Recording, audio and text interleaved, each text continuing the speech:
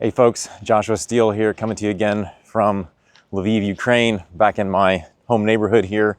And sorry, it's a bit windy today, so I hope the sound is coming through okay. But we're in our second video now, and boy, the last video generated quite a response. We got lots of questions, lots of comments. There's a lot of emotion, and so in the next few videos that I make, I hope to be able to address some of those. But in today's video, before we get started, I wanted to show you something that is a poignant memory for our family going back to the beginning of the war. I'm going to turn my camera around here, and this building that's right in front of me is a large residential building in our area, and I'm going to walk us over here and show you something that's at the base of this building.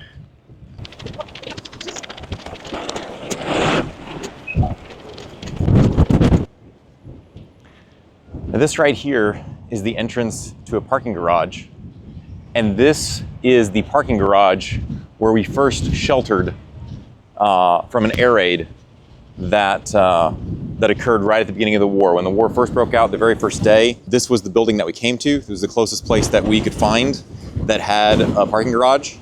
And I can remember standing right down here. They had these doors open. There were huge crowds of people all deep inside the parking garage. And I remember several of us stood right here at the door, and we were peeking out, listening to the sirens happening. And I remember thinking to myself, wow, am I gonna see a missile in the sky? I stood right here, and I looked up. You could hear the sirens going off. My family was behind me down in the depths of the parking garage, and we just stood here. We'd never heard air raid sirens before, not like that, only in movies. And we looked around to see, wow, what's gonna happen? Are we gonna start hearing explosions? How will this go? And of course, if you know our story, it was about 3 days later that we made the decision to evacuate. We crossed through the Carpathian Mountains and eventually into Slovakia. But as we start today's video, I just wanted to return to this place because it is a reminder to me, and I hope to you as well, of the realities of war. This is not, for us, it's not just a story we read about on Facebook or on the news. It's real. So with that said, let's get into the topic of today's video. After I posted my last video called Truth About Ukraine, I was somewhat surprised at the level of emotional response that I got from various people. A lot of you are angry. Some are angry at Zelensky or at the Ukrainian government. Some are angry because people are attacking Zelensky and the Ukrainian government. But regardless, I think it's healthy for us to step back a moment and realize that emotion is a powerful thing. I certainly feel a lot of emotion these days based on what's happening.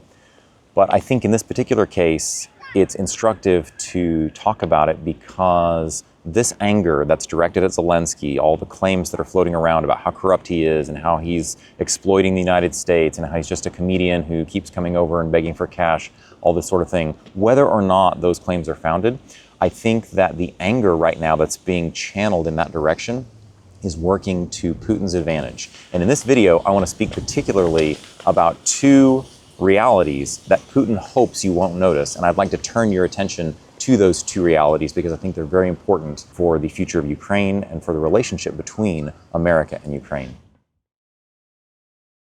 So in order to illustrate these 2 points, I'd like to suggest to you a short thought experiment. And the scenario that I'm about to set up is not a true story, but it's definitely something that we can all relate to. It's based on the kinds of events that unfortunately have happened many times in our nation. So I want you to consider an elementary school. Maybe let's imagine a person, a conservative named Bill, who lives in a more liberal area. And in particular, he's often been frustrated with this elementary school. Perhaps his kids go there, perhaps not. But he's frustrated because of the kinds of things that the leadership in the school is promoting. Things that we often talk about, leftist ideas like the so-called woke agenda, maybe transgenderism, celebrating gay pride, punishing kids who come to school with perhaps a religious or a conservative slogan, whatever it may be. So imagine this school, this elementary school, and you've been angry for a while. Maybe you're even, or this person, Bill, in our example, has been on the city council. He's protested the way the school is being run and the people that have been appointed there. And let's imagine too that Bill, in our story here, as a conservative, is a huge proponent of the Second Amendment, and he owns firearms, and in particular, he has his license to carry, and he's ready to exercise his Second Amendment rights. Which, by the way, I think that's fantastic. And then imagine that one day he gets that dreaded call from a neighbor that, "Hey, Bill, did you hear? There's an active shooter in the neighborhood. You ought to grab your gun and see if you can come help because people are in danger. The police have been called." And we have this active shooter situation. So he grabs his gear, and as he's talking to this person on the phone, he realizes that the active shooter is actually at the elementary school. Now, freeze that for a moment and imagine what Bill might do in that scenario. Option one, he can take his weapon and go down to the school and try to do some good, try to defend the kids, take down the shooter, try to neutralize the situation. We've heard stories of citizens doing that before to good effect, and they've rescued many people, and that's wonderful. But imagine what would happen if Bill immediately froze and set down his weapon and said, "No, I'm not going to go. That school is run by liberals. I can't agree with them. There's no way that I can support what they're doing there. That's not my problem. I'm not going to get involved." What would you say? What would you think? Where's the justice in that kind of decision? And I'm sure you can tell where I'm going with this, but we would all be screaming out to this person, "Bill, what are you thinking?" Whether or not you agree with the school administrators, the principal, the teachers, whatever, whether or not you agree with their politics. What about the kids, Bill? The kids are being attacked by a maniac. Do you support the maniac? And I hope you can see the parallel here with Ukraine, that whatever you may think about Zelensky and his government, we're not fighting for Zelensky. We're not fighting for a political party in Ukraine. We're fighting for the people of Ukraine, the everyday moms and dads and kids whose cities are being leveled. So the next time you see a headline or you feel angry about Zelensky, I'm not saying that those claims aren't worth investigating. I'm not saying that corruption is to be swept under the rug or that it's not important or that it's not significant. What I am saying, though, is the urgency of the Ukrainian cause does not center around the virtue or lack thereof of Volodymyr Zelensky. It centers around the plight of the Ukrainian people who are fighting to defend their liberty, their freedom, their land, and yes, their very lives. So the hatred of Zelensky that many people are experiencing right now, I believe, is distracting us from two significant issues. And as I said earlier in the video, these are two issues or two realities that Putin hopes you will be distracted by. The Russians are very good at disinformation. That's, in fact, one of the issues that I want to go into deeper in a future video. But one of the Russians' best weapons, one of the ones that they are most adept at using, is this area of disinformation. And they are hoping that your focus on the government and on its flaws, on Zelensky, maybe on his cabinet members, those kinds of things, will distract you from these two issues. The first of these two issues, as I've already hinted at, is the suffering of the Ukrainian people. Not so much the plight of the ruling party or the government, whether or not Zelensky will stay in power. I'm sure Zelensky's term will come to an end at some point. But the plight of the Ukrainian people themselves. As I've spoken about before, I have been personally to these areas, what they call the deoccupied zones, where fields are mined, where people's homes have been destroyed. That is I believe, the crux of the issue, is what can we do to alleviate the injustices, the suffering that is happening to these everyday, normal people. People talk all the time about, well, it's time to stop the killing. We just need to make peace. If your village or your town or city is being destroyed by tanks and planes and bombs and missiles, the only way to defend that is with a symmetrical military response. You can either flee and withdraw, and many people have done, but if you want to defend your liberty, if you want your nation to endure, you need a symmetrical military response. Those kinds of weapons, HIMARS, tanks, surface-to-air missiles, air defense, all that sort of thing, small arms, javelins, those are state-level weapons. And if the Ukrainian people are going to receive that kind of support, they're going to have to do it through their government. As I've said before, I know many Ukrainians who are not personally pleased with Zelensky. They could and would themselves tell you problems that they have with him and his government. But they are unified as a people, and they need for other governments, the United States, European governments, to assist them at the state level. They can't do that themselves.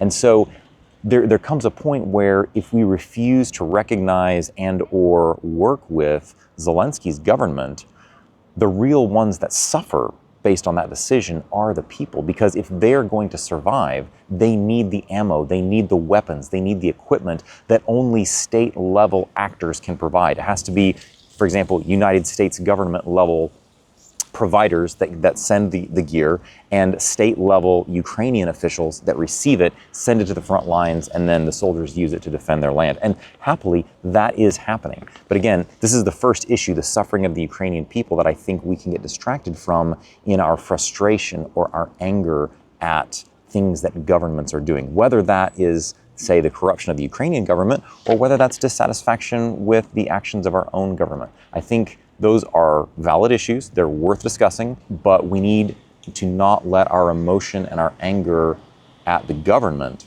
either the Ukrainian or the American government, cause us to lose sight of the plight of the individuals, the families whose lives are being threatened and in many cases destroyed by an aggressor.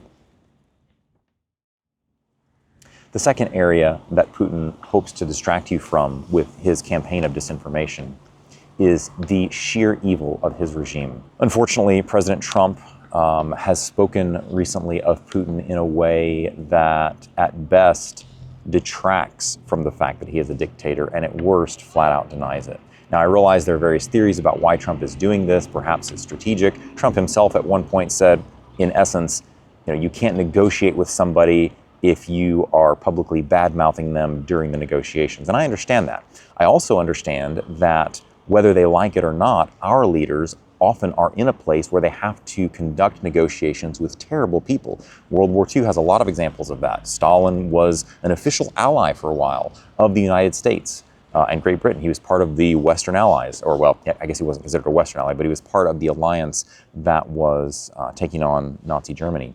And even a cursory reading of history will show you that the United States and Britain did not at all feel, we'll say, warm fuzzies towards Stalin. But they needed to negotiate with him. They needed to make an alliance with him at the time. So on a level, I understand that there may be a point where Trump or Zelensky himself may need to engage and interact with Putin. But I think it's very important for us that we not lose sight of the fact that Putin, if you think Zelensky is bad, Putin is a million times worse.